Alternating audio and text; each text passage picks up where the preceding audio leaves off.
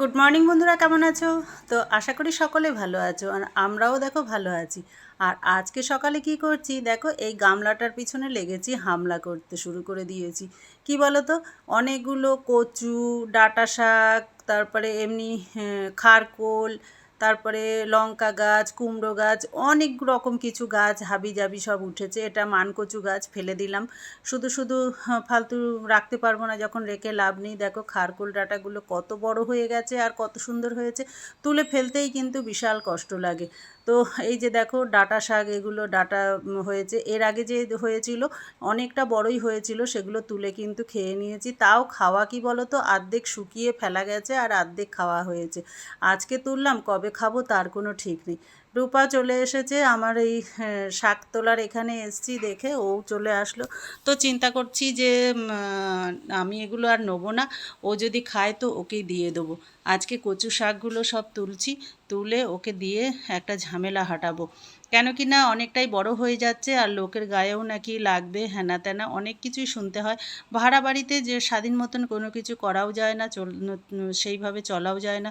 যারা যারা থাকো তারা তারা অবশ্যই জানো। আর আমার মতন ভাড়া বাড়িতে কারা কারা এরকম থাকো তারা কিন্তু অবশ্যই কমেন্টে জানিও। আর ভাড়া বাড়ির যে কী যন্ত্রণা সেটাও কিন্তু জানিও। তা দেখো কচু শাকগুলো রূপাকে দিয়ে দিয়েছি, আর আমি খারকোলগুলো নিয়ে এসেছি। এই ছেলেটা খারকোল বাটা করে সমানে, সেই জন্যে। কী হবে, শুধু আম খেলে তো হবে না, আম চিড়ে দুধ আম কলা দিয়ে ভালো করে মেখে। কেন শুধু আম খেলে পেট ভরবে? স্নান করে কেউ ফল খায় না। আগে শোনো শোনো শোনো, আগে দুধ চিড়েটা আগে খেয়ে নেবে, কলা দিয়ে মেখে দেবো, তারপরে আমরা শুধু শুধু খাবে। তো বন্ধুরা দেখো, আজকে দিদি একটু ঢং করছে, রাগ করছে, কিন্তু মুখটা দেখো একটু কিন্তু মিচকি মিচকি হাসি হাসি মতো লাগছে, হাসি হাসি মতো লাগছে। দিদি কাঁদছে, কিন্তু মুখটা তোমরা একটু ভালো করে দেখো, মুখটা বাধ্য হয়ে হেসেই দিল। তো চলো এখন দিদি কি খাবে?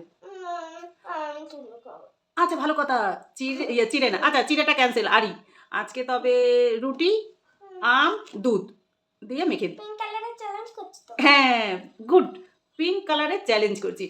আম দিয়ে দুধ দিয়ে রুটি দিয়ে মেখে দিচ্ছি। না না, পিঙ্ক কালারের খাবার খাবো না। তো আমটা যখন দুধ দিয়ে মাখবো তখন পিঙ্ক কালারের হয়ে যাবে। তো না না, তো বন্ধুরা তোমরা কিন্তু রুটি কটা সস দিয়ে খাবে? হ্যাঁ, অল্প একটু মাখিয়ে দেবো, কিন্তু পিঙ্ক কালার হবে না। তবে দেখো, দেখেছো অবস্থায় সস নিয়ে বসেছে, দেখো সব এত বড় একটা সসের জার নিয়ে বসেছে, সসের ড্রামটা, সসের ড্রাম নিয়ে বসেছে। ও নাকি পিঙ্ক কালারের চ্যালেঞ্জ করবে। আসলে সসটা তো লাল, কিন্তু মানে ডিপ করে নিলে লাল হয়, আর ও রুটির ওপরে হালকা করে বুলিয়ে নেবে, তাতে ওটা হালকা পিঙ্ক কালার মতন হবে। সেই জন্য বলছে পিঙ্ক কালারের চ্যালেঞ্জ করবো। কালকে রাত্রে বললাম মাংস দিয়ে ভাত খাও, খেলো না। তারপরে ওই দুটো রুটিতে ওইভাবে করে মাখিয়ে রোলের মতন মুড়ে দিলাম, তাই খেয়েছে। তারপরে লাস্টে পরে আবার আমার সঙ্গে জোর জবরদস্তি দুগাল মাংস দিয়ে ভাত খাওয়াতে হয়েছে। তো আচ্ছা ঠিক আছে, আমি খাবারটা নিয়ে আসি।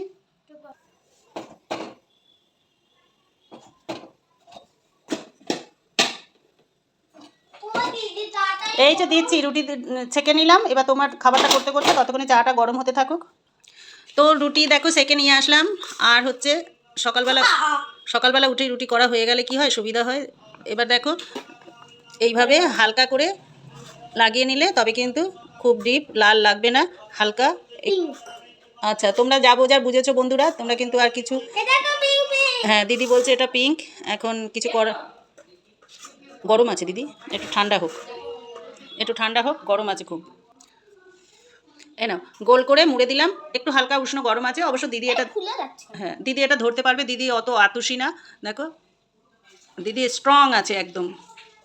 তোমরা বুঝতেই পারছো তো যে কিভাবে খাচ্ছে।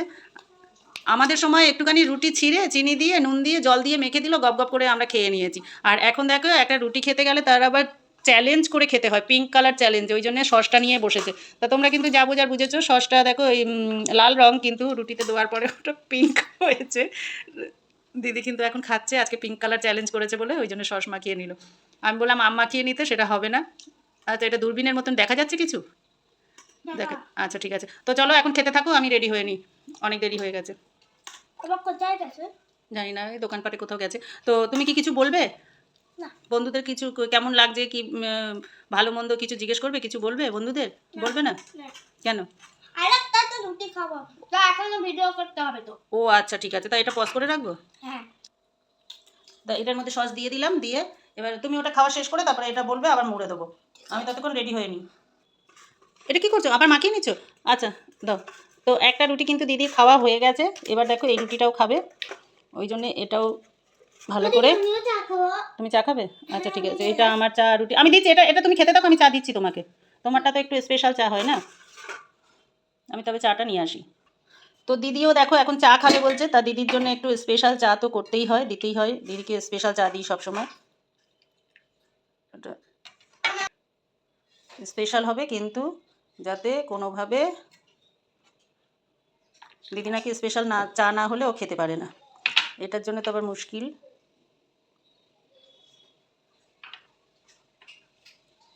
সব দিকে সমস্যা। এনো এই যে দিদির স্পেশাল চা। আমি রেডি হইনি, তবে আমার দেরি হয়ে যাচ্ছে। তো এবার আমি দেখি রুটি আম দিয়ে খাবো।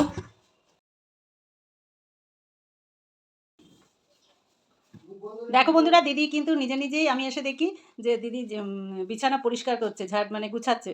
আর ও ঘুমোচ্ছিল বলে আমি ওই জন্য বিছানাটা তুলি না, সকালবেলা করে তারপরে আমি ততক্ষণ কাজ টাজ করতে থাকি, তারপরে দোকানে যাওয়ার সময় তখন একবারে বিছানা গুছিয়ে তারপরে যাই। আজকে দেখছি দিদি নিজেই দেখো গুছাচ্ছে, বাবা কত সুন্দর করে গুছিয়েছে, দেখো বালিশগুলো পরপর সাজিয়েছে, বাহ সুন্দর হয়েছে।